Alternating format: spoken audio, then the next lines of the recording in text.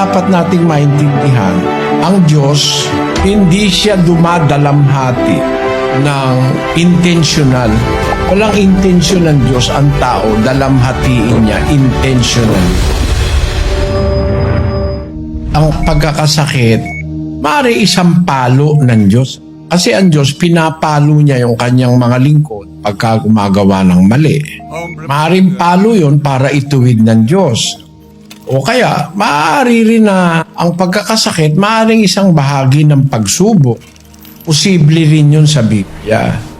Pero ang dapat nating maintindihan, ang Diyos, hindi siya dumadalamhati ng intentional. Walang intensyon ng Diyos ang tao, dalamhatiin niya intentionally. Sa 3:32 ng panaghoy. Sapagkat bagaman siya'y nagpapapanglaw, gayon may magpapakita siya ng habag ayon sa kasaganaan ng kaniyang mga kaawaan. Sapagkat siya'y hindi kusang dumadalamhati o nagpapapanglaw man sa mga anak ng mga tao. Hindi siya kusang dumadalamhati o pinapapanglaw niya na kusa ang tao. Kung meron kang dalamhating dumadating, yun ay maaaring dahil sa ginawa mong mali. Kung meron kang kapanglawang dumarating sa buhay, hindi kusa ng Diyos yun.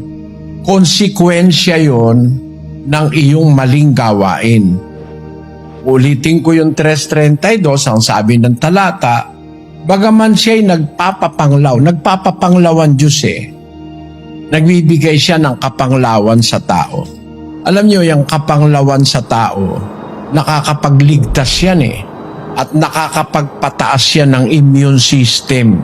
Kung kalakip ng pananampalatayang tinatanggap mo yung pagpapapanglaw ng Diyos. Sinabi yan ni Pablo sa mga taga-Korinto. Ikalawang Korinto 7:9, pakinggan nyo. Ngayoy nagagalak ako, hindi dahil sa inyong pagkalumbay, kundi dahil sa inyong mga pagkalumbay na ikapagsisisi, sapagkat kayo'y pinalumbay sa paraang ukol sa Diyos, upang sa anuman ay huwag kayong magkaroon ng kalugihan dahil sa amin. Sapagkat ang kalumbayang mula sa Diyos ay gumagawa ng pagsisisi sa ikaliligtas na hindi ikalulungkot.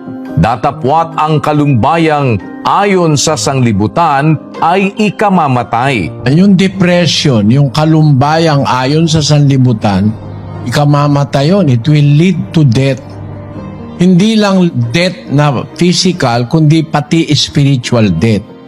Pero ang mga kaanib sa iglesia, mga anak ng Diyos, pinasasapitan ng Diyos ng kalumbayang mula sa Diyos ay gumagawa ng pagsisisi. Ibig sabihin, kaya gumagawa ng pagsisisi, meron kang ginawang ipagsisisi mo dapat. Na may ginawa kang mali, may ginawa kang kasalanan, meron kang inisip na hindi tama, meron kang ginawang hindi tama. Pasasapitan ka ng Diyos ng kalumbayang mula sa Kanya. Pero hindi siya kusa na magbibigay sa iyo ng kalumbayan na walang kadahi-dahilan. Bibigyan ka niya ng kalumbayan, maisip mo, ang ginawa mo hindi tama para makapagsisi ka, para maligtas ka. At miski sa siyensya, yung mga pag-aalala sa buhay, nakakapagpatibay yan sa ating decision. Hindi lahat ng negative ay nagiging masama sa tao. Yung minsan-minsan na may problema ka, yung minsan-minsan nalulungkot ka, may scientific explanation dyan Nakikinabang ka niyan scientifically. Spiritually, nakikinabang din pala tayo dyan ayon sa Biblia. Pagka dumadating ang kalumbayang ukol sa Diyos, yung mga kalumbayan sa buhay, nagkokos yan ng weakened immune system. Pero yan, paminsan-minsan, pinapayagan ng Diyos na dumating sa kanyang mga anak, hindi para ma-weaken yung immune system, kundi para i-encourage ka na magsisi at mag-isip ng positivity para naman i-enhance ang iyong immune system. Ang pagkakaroon ng problema sa buhay na kalakip ng positivity o yung pagtitiwala sa Diyos, nakakapagpataas naman yun ng immune system. Magkaiba ang nangyayari sa walang Diyos kesa sa taong may Diyos. Kasi pagka nagkakaroon ka ng stress, meron ka naman pananampalataya, hindi ka naman madidepress, pero may stress ka, nakakapagpataas naman ng immune system yon. Basahin natin ito, kapatid na Daniel. A little stress benefits immune system. A brief bout of stress can give the immune system a beneficial boost, but only under certain conditions, say researchers at Ohio State University. Their experiments reported in proceedings of the National Academy of Sciences showed that short periods of stress mobilized all major types of immune cells or leukocytes to potential infection sites around the body. The researchers say these stress-induced boost in the number of immune cells may be advantageous for fighting infections and other diseases. Yung brief anxiety or depression, yung brief lang bakit ba nagiging brief? Halimbawa, namatay yung iyong asawa, ang feeling mo down. Pero sandali lang yon kasi may aral kang napapakinggan eh. Alam mo naman na ang Diyos siyang may-ari ng buhay. Kung kinuha niya yung buhay ng asawa mo, alam mo na paraan ng Diyos yun para magligtas o magbigay ng kapahingahan. Alam mo yun. Kung may aral ka, imbis na tanggapin mo yun na parang masama, tatanggapin mo yun na mabuti. Yung naranasan mong sandaling panahon na na-depress ka o nalungkot ka, inaliw ka naman ng salita ng Diyos na alala mo, ang Diyos pala ang gumawa, hindi ako dapat magdamdam, hindi ako dapat manatiling ganito. Sandali ka lang na parang nasyak, sandali ka lang nalungkot, naalalayan ka nung aral, ang epekto naman nun, patataasin naman ang immune system mo at ililigtas ka dun sa mga infection and other diseases. Yun ang mangyayari, dalawang klase. Isang depression na tumatagal dahil walang aral, papunta yun sa kamatayan, spiritual at saka literal.